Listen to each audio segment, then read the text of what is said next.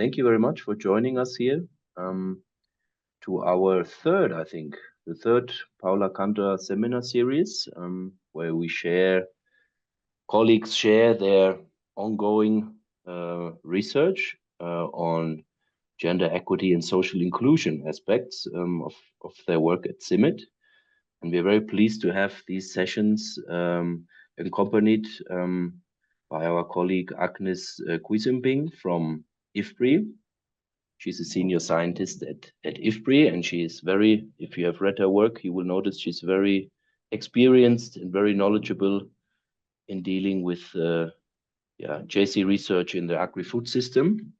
And we're glad to have her here, and she will act as discussant in these type of events. So we will hear, usually we hear an input from one of our colleagues, CIMMYT, and then there will be some discussion led by, or some comments by Agnes, and then afterwards we have an open session for Q&A. And today I'm very glad that we have a presentation from our colleague Monica Fischer, who's a senior scientist, also agricultural economist, based in our office in Nairobi. And she will present us ongoing work on bridging the digital divides and empowering farmers to diffuse climate-smart agricultural practices in Zambia. So thank you very much, Monica. I hand over the floor to you, and just indicate me when you want me to move the slides. Thank you, everybody. Okay, thanks so much, Michael. Thanks everyone for joining. Thank you, Agnes, for your strong participation in this seminar series. So I apologize for the delay in getting started, and I'll just get straight to it. So what I'm going to be presenting in this seminar is our CIMMYT team's design journey and initial research findings. This is for a USAID funded project that we've carried out in Zambia in the last year and a half. And as part of that project, what we've done is we've developed a hybrid advisory platform that includes both digital and in-person channels. And as the title says, this is for the purpose of diffusing climate-smart agricultural practices to smallholder farmers. So I'm presenting on behalf of a very, very strong and diverse team. Their names are listed here, and I think many of them are part of the presentation today. So, or they're in the webinar. So if we have questions, they also will be able to help us respond to some of those. All right, so you see the photo at the left, okay, and that's what we aspire to in this project. Ultimately, what we hope is that farmers, like the lady pictured here, will recognize the significant value of digital advisory services such that they'll spontaneously take a break from their farm work and call in. So this was a posed photo, but this is one of our beneficiary farmers, and this is really what we hope is that if she's in the middle of farming and she has a question, she'll call in to our digital advisory service to get an answer to her question, or to share feedback or share her knowledge with other farmers. So in order to achieve what we aspire to, takes a lot. So in the title, we mentioned bridging digital access divides, which is really, really important.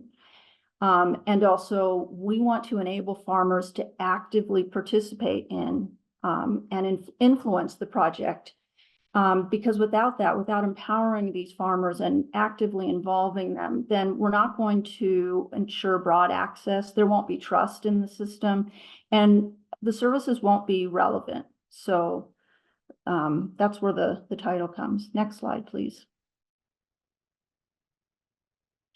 All right, so as Michael said, this is an ongoing study, so it's 2 years in Zambia, and we're doing 3 things. One is designing this advisory platform, testing it, and the testing is done largely through farmer users, and evaluating. So we do have some quantitative and qualitative analysis that are part of this. And our goal is, as I said before, is to have an inclusive advisory platform for climate smart agricultural practices.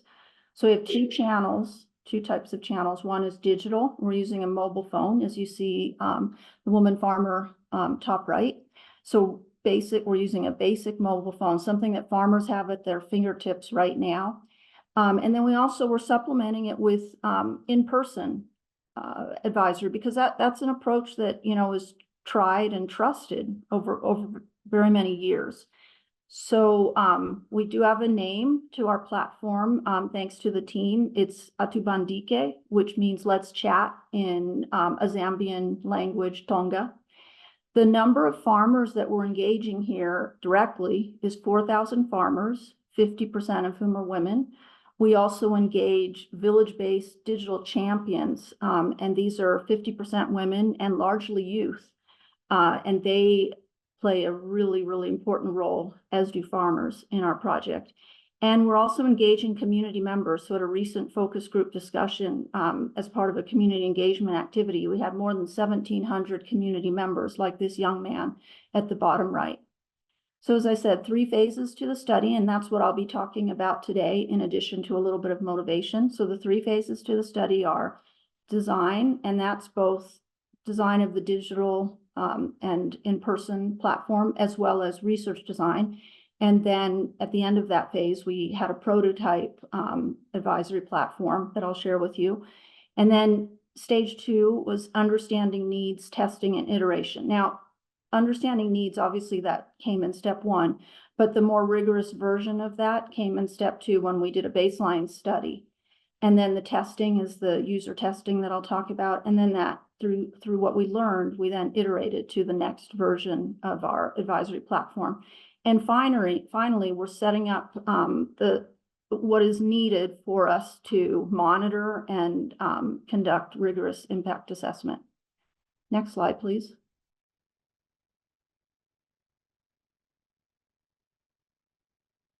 There we go.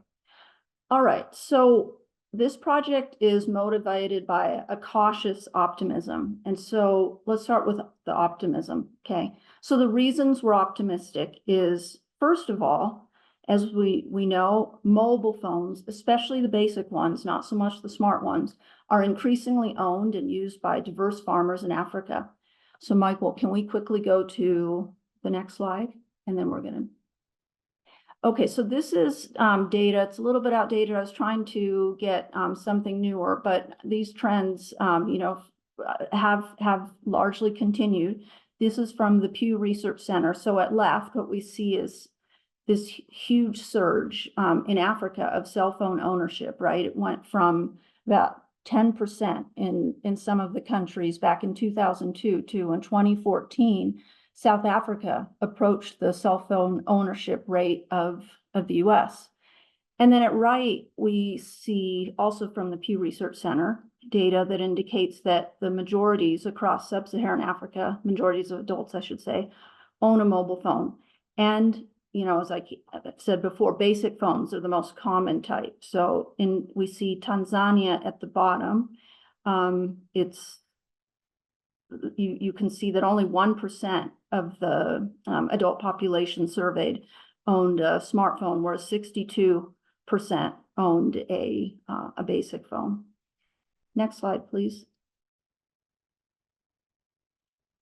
This is data that I also think shows an aspiration, you know, from a social inclusion in advisory lens, this is data from a study by McCampbell et al. 2023, their figure 6. So it's data from Rwandan smallholder farmers. If I'm remembering right, it was about 600 farmers. And it's showing the digital platforms that are used regularly. If we look on the right, we see, you know, very little use of smartphones. On the left, very encouraging, is 81% of females and 78% of males using regularly a basic phone. In our Zambia case study, we do have a gender gap, whereas there isn't one in Rwanda, at least in this Rwanda sample. And I think in most countries there is a gender gap, but this is something to aspire to, and it will be important to learn from Rwanda. So Michael, can we go back 2 slides, please? Thanks. All right. So the second reason for optimism is we all know that in-person agricultural extension services are really challenged, increasingly so, right? There are a bunch of things that make it really hard to reach a large number of people in person with understaffing, under-resourcing. It's not cost effective. We also see issues of timeliness and sometimes a lack of personalization of content. So digital advisory can greatly complement, and it can help overcome some of the challenges that are faced by in-person advisory. Finally, I mean, something we don't hear as much about when you hear about, you know, the possibilities or the potential of digital advisory is the inclusiveness features. So one of them is flexibility, right? And so, like, you know, the woman farmer in the picture right, she can call in, assuming she has network, right, and has a SIM card, of course, and a phone. So a lot of assumptions, but there's flexibility in when and where she can access the content to some extent, right? She doesn't have to show up to an in-person meeting at a certain time that might be, you know, at a distance. So it helps overcome some of women's time and mobility constraints. Second is the possibility for voice-based messaging in local languages, right? So this can help reach less literate folks and people who don't speak English and other languages that are not non-local languages. And third, women often have quite different peer networks. So women farmers will probably often they're more likely to talk to kin and more village-based networks for their discussions about farming, whereas men tend to have networks that span a wider distance, and that gives men an advantage in terms of getting new content. And so with digital approaches, this could potentially open up the possibility for people who tend to, you know, be more localized and have less diverse and smaller peer networks to have access to much wider, more diverse peer networks. All right, so three slides down, please. There we go, thanks.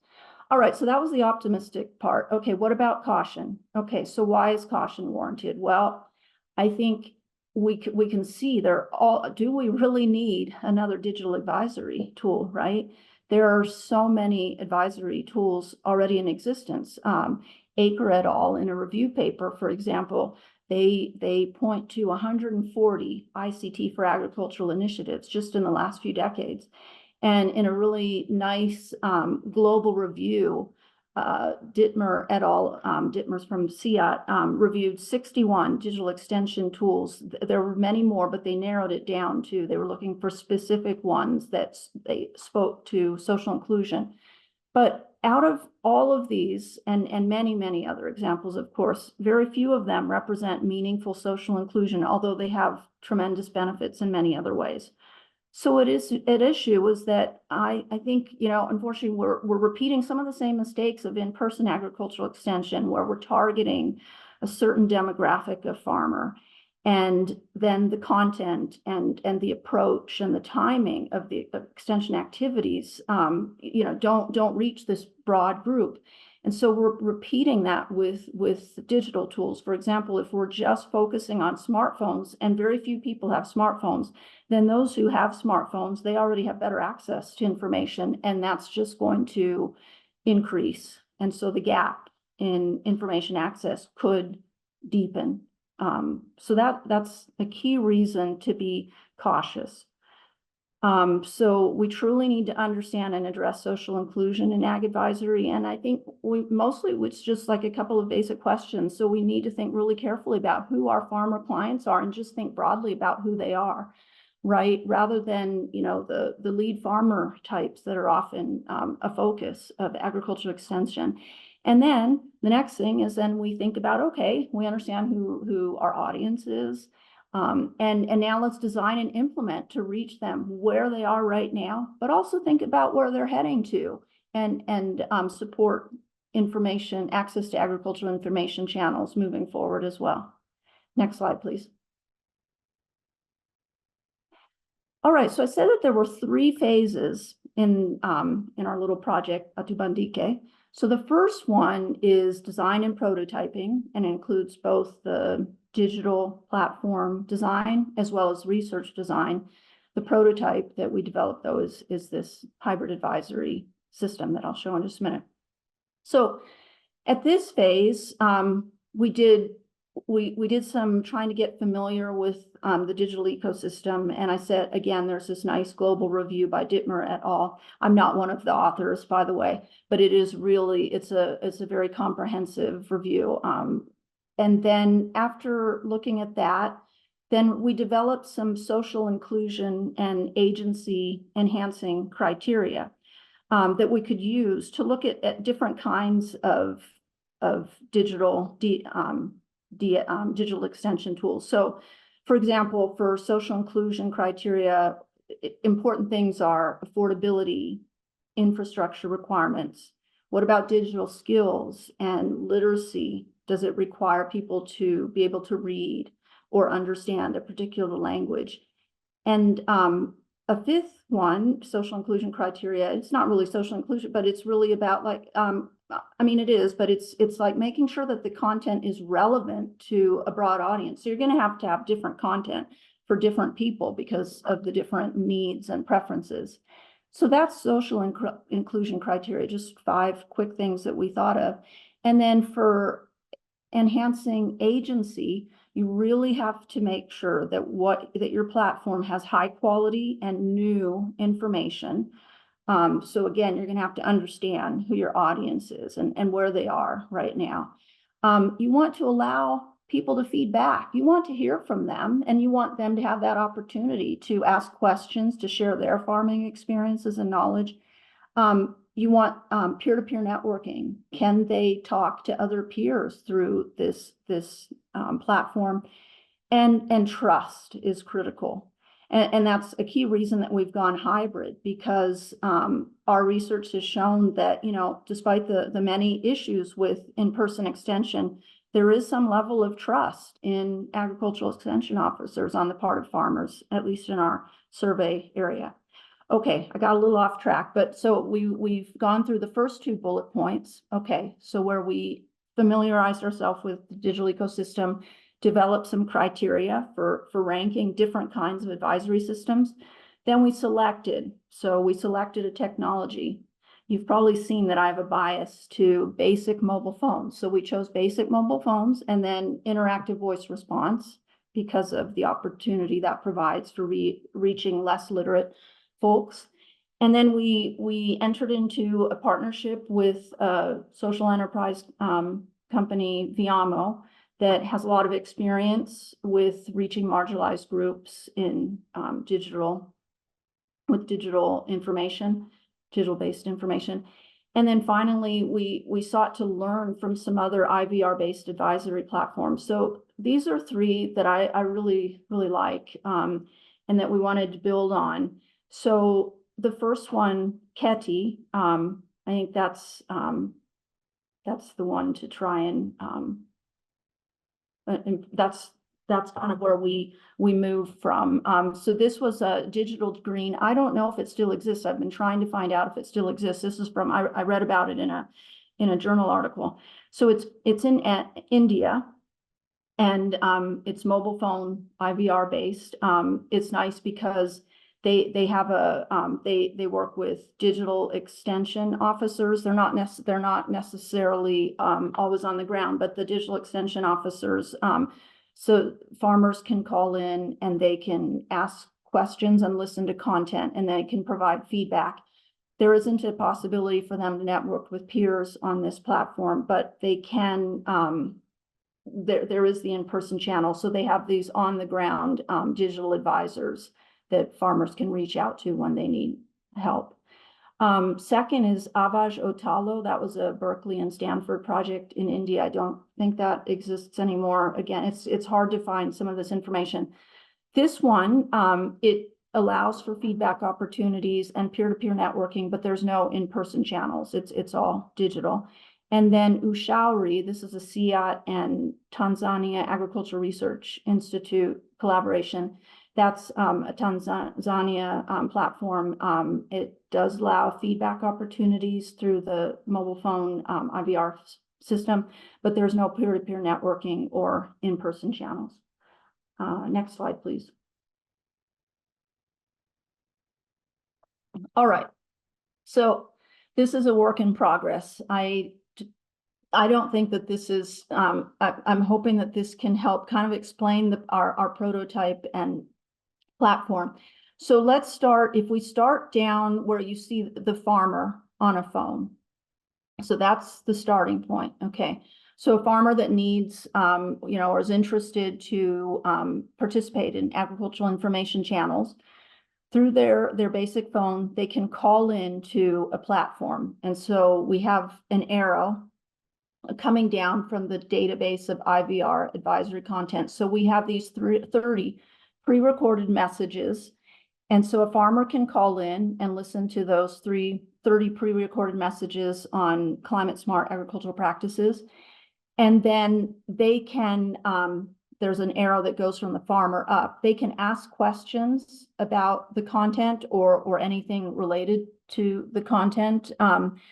And they can also share their own experiences. And they do that by, recording through their mobile phone. Then, if you go from the cloud down to the right, you see this content committee. Okay, so one of our team members, Cleo Kawanga, is co-leading this a content committee where we have representation from farmers, scientists, and also from government, so the Ministry of Agriculture and also agricultural extension officers.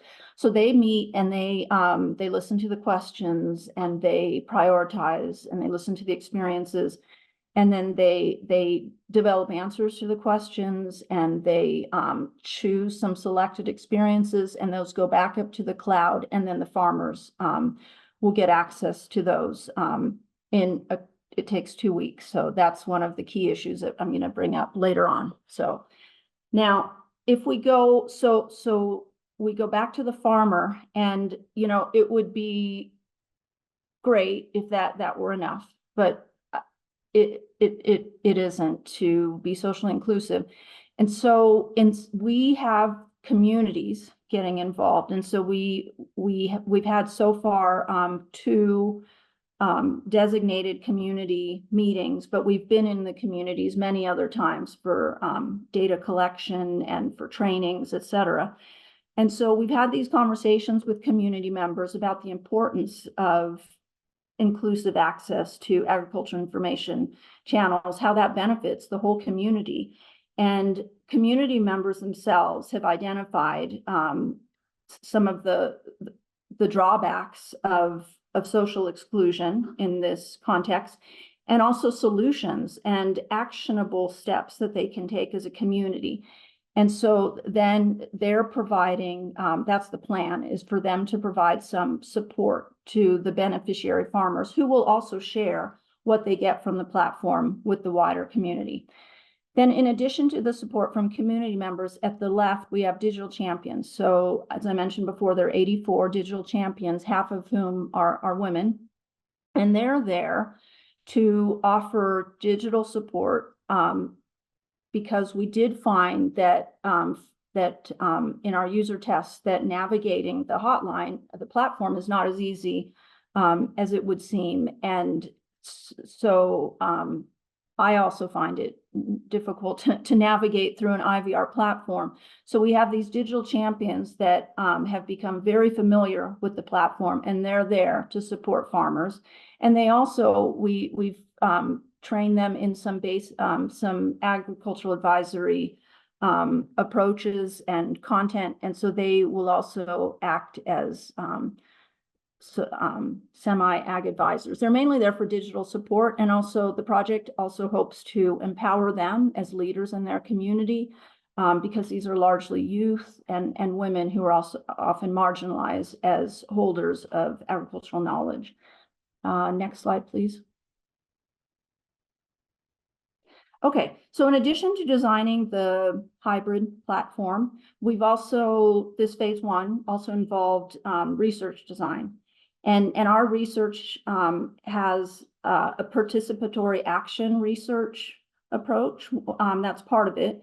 And with that, it's our baseline. So we did several baseline data collection activities, including in-depth interviews, a baseline farmer survey. We had user testing sessions over several days, and we've had focus groups and community engagement in the communities.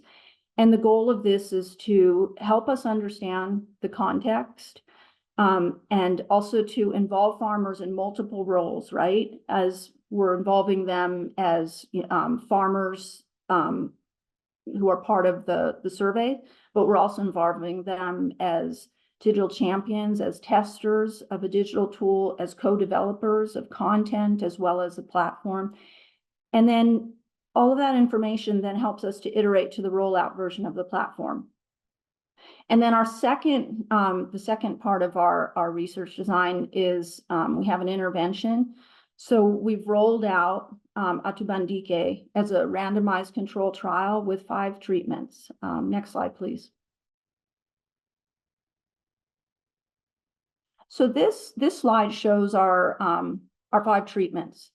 We do not have a peer control, and I can speak to that later if somebody has a question about that, because our goal was to compare different approaches to digital advisory rather than to compare to a base of no digital advisory, because we feel that doesn't exist, that people are already, it's pretty hard to find a pure control these days with the move towards digitalization of agriculture. So on the left, we see our first 2 treatments are purely digital, so they don't involve the in-person.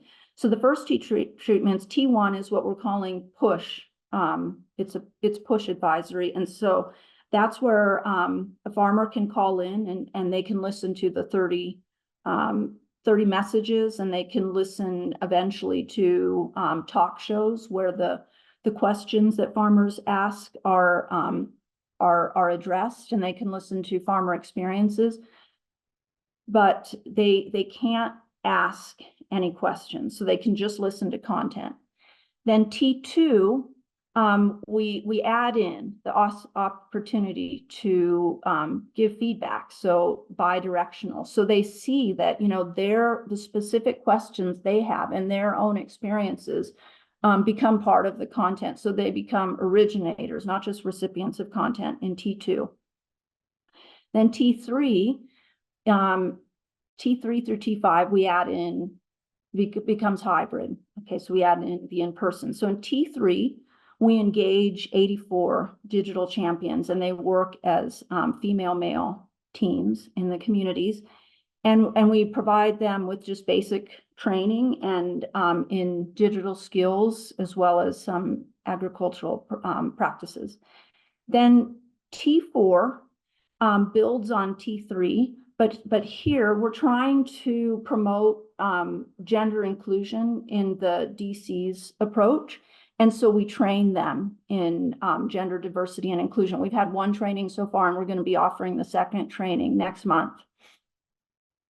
Then T5 is similar to T4 in that the goal there is to bring, to add in more social inclusion beyond us just targeting 50% women with the platform. But here we work through communities. So I talked about those community conversations where we talk about stereotypes that youth and women and the poor in their communities face, and how that disadvantages them, and we support them in coming up with solutions.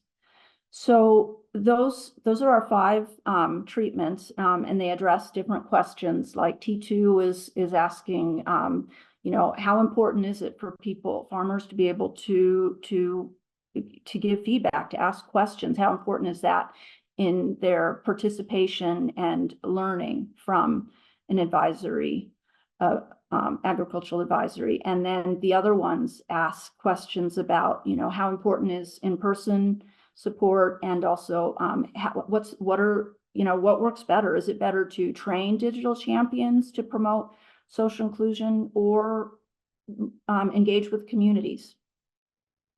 All right, thank you. So next slide, please. All right. I don't know if I need to, I can probably come back to this if there are any questions. This was just a little more details about the digital champions, our treatment for. So next slide.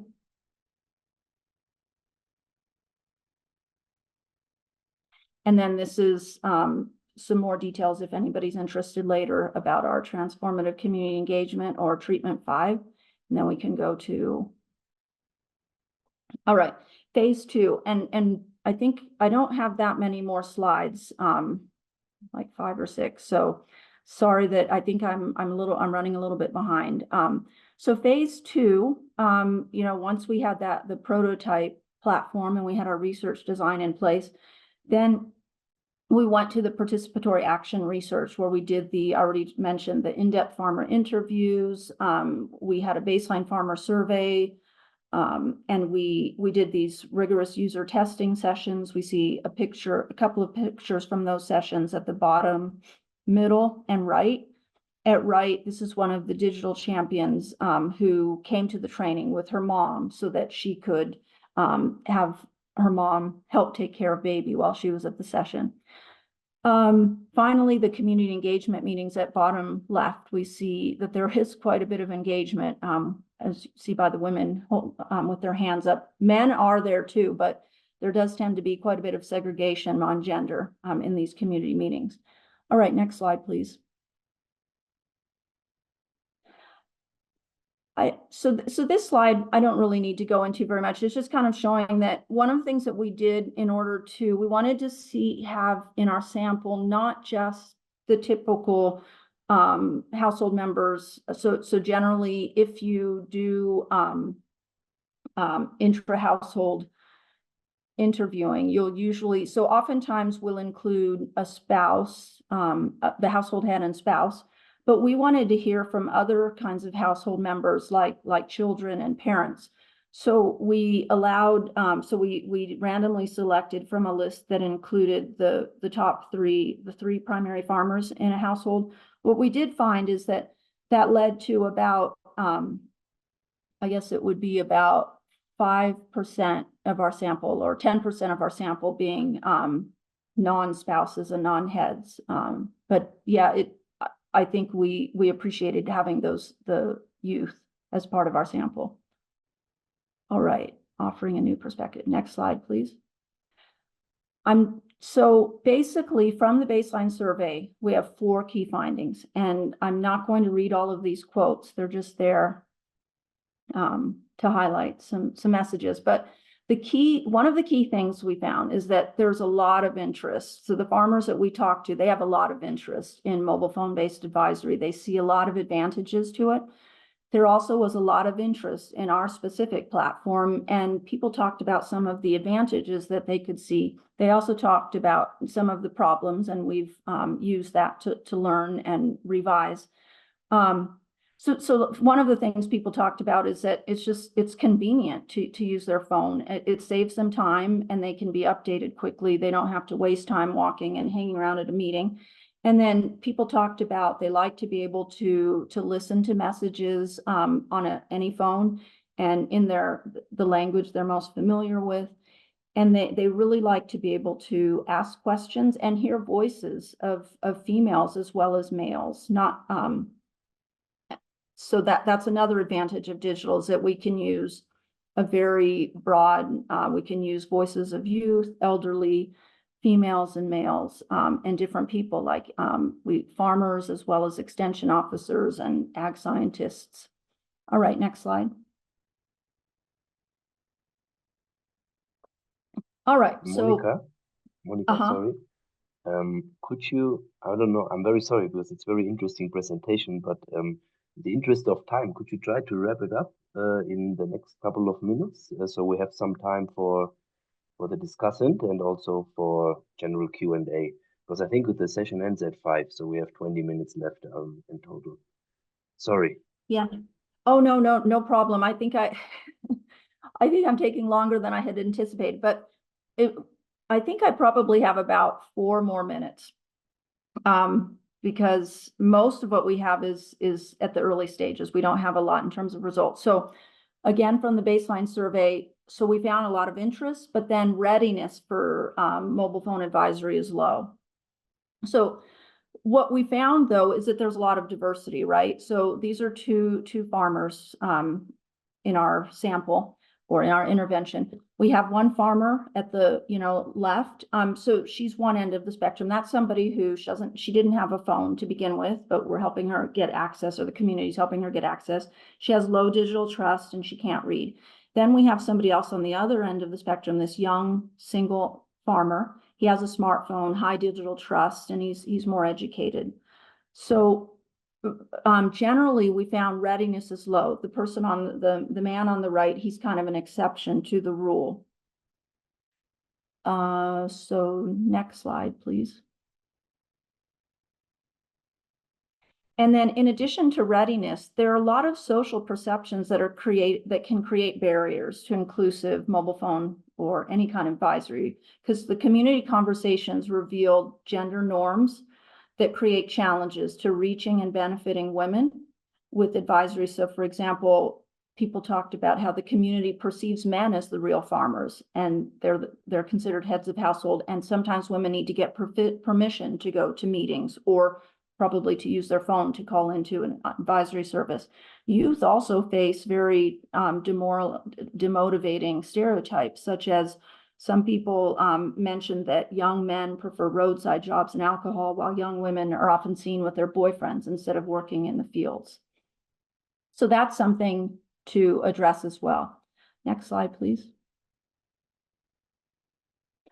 But on an encouraging note, farmers also expressed interest to support inclusive mobile phone advisory. And so people talked a lot about, they had really creative, enthusiastic ideas for how we can promote inclusiveness that we are trying to take up in the project. Next slide, please. So just quickly, some of the lessons that we've used.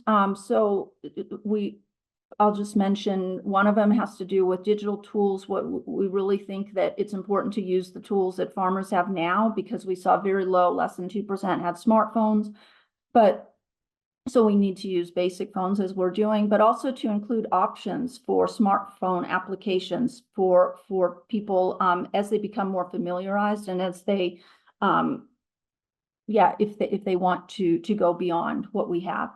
And then a second one is digital champions. They're motivated, but they need incentives and support. So we're trying to find ways to do that.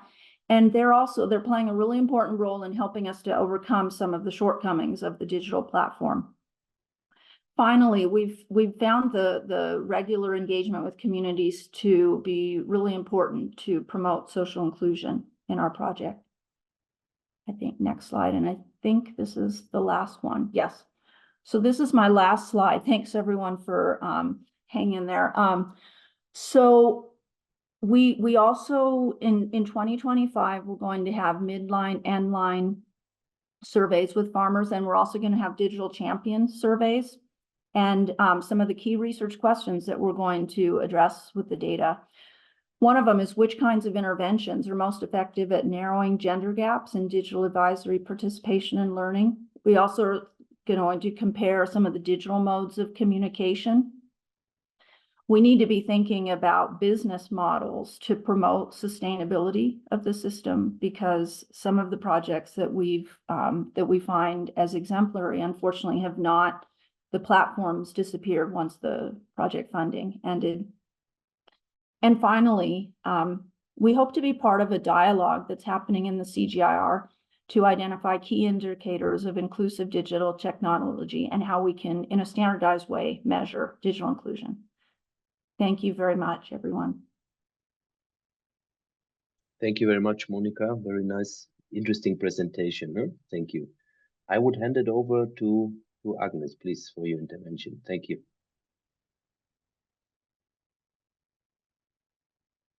Great.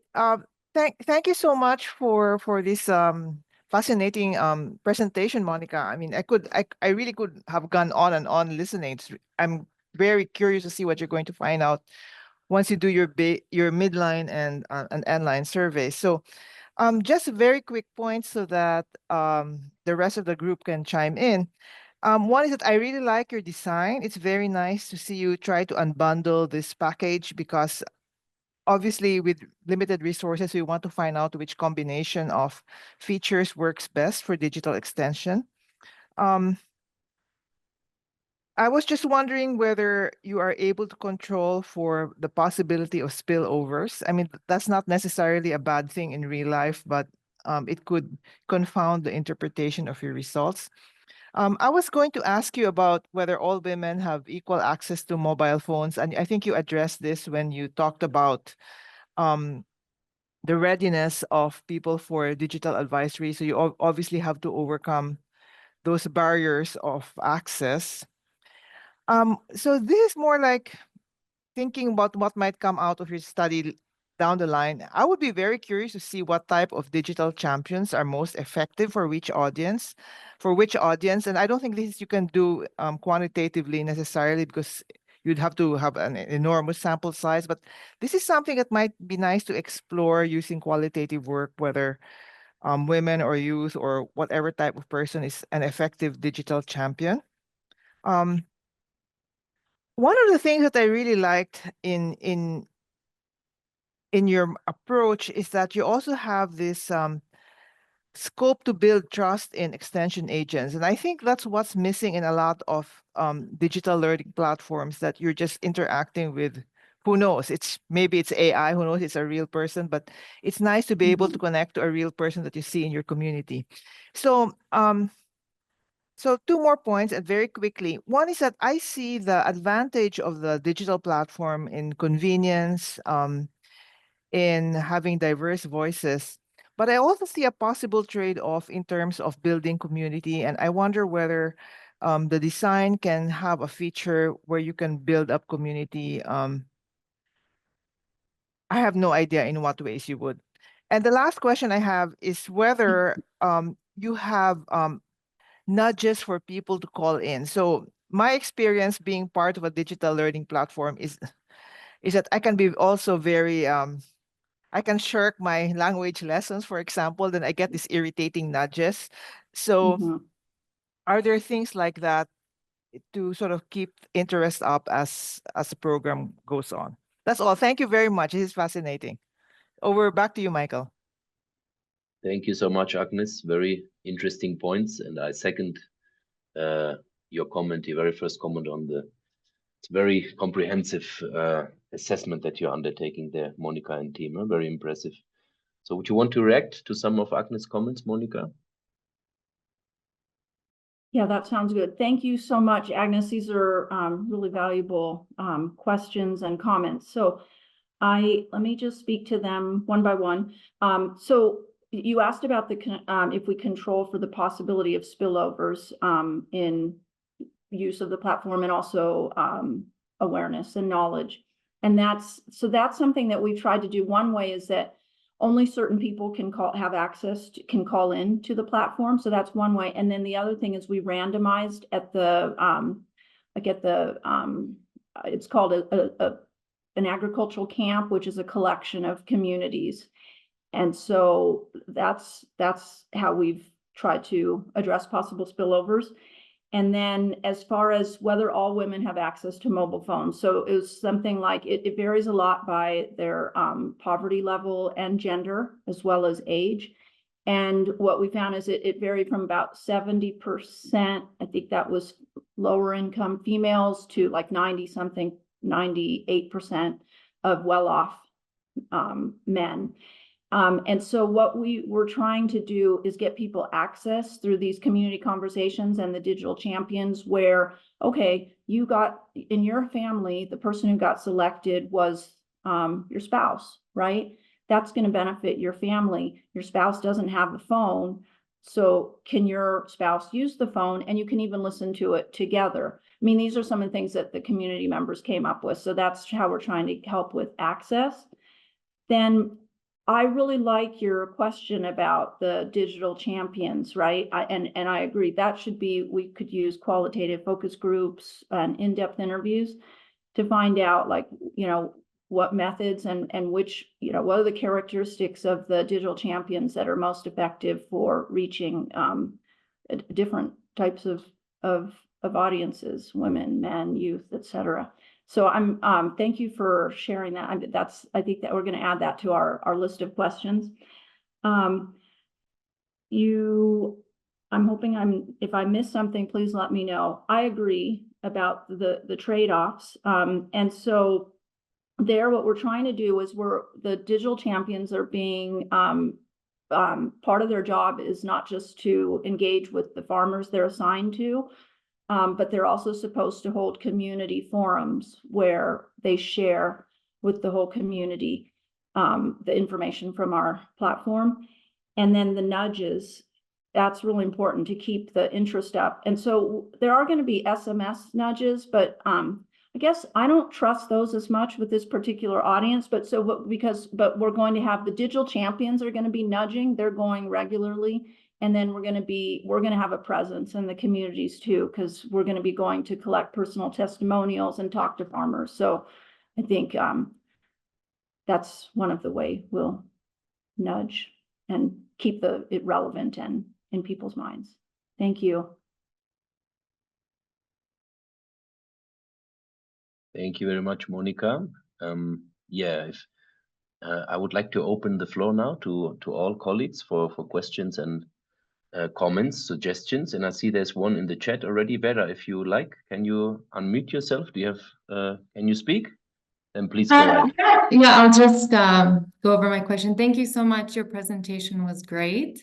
I've worked in Zambia, so I could really put a lot of visuals to what you were describing. And so my first question is if you have initial thoughts on which business models would make this platform self-sustaining. And then I was really curious about the RCT design and if you're monitoring for agronomic indicators of success. Thank you. Very good questions, Vera. The first one was also on my mind. Please, Monica, tell us how you will solve these issues. All right. The second question is a little bit easier. So the RCT design, yeah, we do have, so our outcome variables there. So at the midline, we're going to be asking about participation, and also we're going to look at learning, because we had an awareness and knowledge of CSA practices module, and so we'll revisit that. And then at endline, we will be looking at trust in the platform, which is not agronomic, but we will also probably be looking at uptake, or at least intent to uptake, because we don't have, it takes a lot of time for farmers to learn and then try out and adopt, but we will probably include that among our indicators or our outcome variables. And then your other question is a harder one, and that's something that we're trying to figure out now. So we can look to the digital ecosystem for some examples. Unfortunately, there are a lot of projects that disappear, like after funding. And so one of them, Ushauri, it's a also mobile phone IVR platform. It's in Tanzania, and I think they're exemplary because they're working with the government. So the government has adopted them as part of that platform, as part of its advisory policy or platform. So that's something that through this content committee, that's one of the things we have government representation, and we're hoping to build a relationship and hopefully to convince them that this is something valuable, as well as learn from them. And then we also, since we're working with Fiamo, and it's a social enterprise, it's a business. And so we're trying to think also of like private sector partnerships. But to be honest, this is something, because we just rolled out last month. So this is something we need to be thinking about now. And it's good to for us to continue. If you have any ideas on that, it would be much appreciated. It's something on our agenda, but not something that we have any solid plans for at the moment. Thank you. Thank you very much, Monica. Thank you. Colleagues, are there more questions? Please raise your hand or unmute yourself if you have any comments or suggestions. Yeah, I guess this. Maureen, please. Yeah, thank you, Michael, and thank you so much, Monica, for this extremely interesting presentation and piece of work, and the thoughts that have been shared by Agnes as well as Vera. I had the same question on the champions because they're going to be critical in taking this forward, and just seeing that how many do we have that are youth, male, female, women, because we know women's preference for female extension service workers. We can discuss this later, but I really would like to know for treatment for the GDI parameters that you use, for training, as well as 5 on the transformative ones. I think we can discuss that later, and I can also share a very similar intervention we just began with CUSA, who are another platform, just like Viamo, and trying to work around the sustainability of it. It's good, of course, to have the private sector involved, but also to get other incentives and add-ons, as Agnes suggested, that keep farmers interested and that they might be willing to sustain, the platform themselves because of the value they see from it. I know from lower tech options as the talking book, farmers are quite willing to buy the batteries themselves and just keep it going, and because they saw all the advantages of course, accessing extension services and having some difficult conversations around gender and social norms within the household. So once the value is clearly created, for farmers, we probably should be discussing how there's additional benefits on it that can interest them in holding the platform beyond that project period. So I'm not sure if it's a question I have or just a comment on it, but it's very, very interesting. Thank you so much. Thanks so much, Maureen. No, it's great to get this conversation started with you, and welcome to CIMMYT. Thank you for participating. I'm really keen to hear more about CUSA. I had not heard about that. I'm embarrassed to say I should have, but so I'm very interested to hear about CUSA and also talk with you more about T4 and T5 and how we can get your ideas about how we can make the platform more impactful to a broader group of people, and how we might engage better with the digital champions and begin some working relationships with private sector actors. So I appreciate that, and I look forward to talking with you more about these issues. Thank you. So, colleagues, thank you so much. I'm sorry, but in the interest of time, we have to stop now. Thanks again, Monica, for your presentation. It's a very interesting topic, and you see, I think there's a lot of interest, and we would like to see how this is coming out. And we wish you all the best, of course. And thank you, Agnes, for, as usual, for very nice and very pointed inputs. It seems like we can throw any topic at you, and you are ready to to give really good. No, that's not true. Well, so far you've done a great job. And thank you everybody for joining us. We'll have our next session in a month's time, the last Thursday of each month. We may adjust the time, but you will be notified. Will be always the last Thursday of the month. Presenter and topic will be announced very soon. Thank you all for joining, and wish you a nice evening, day, afternoon, and a good weekend then soon. Thank you so much. Thanks, everyone. Have a good rest of your day.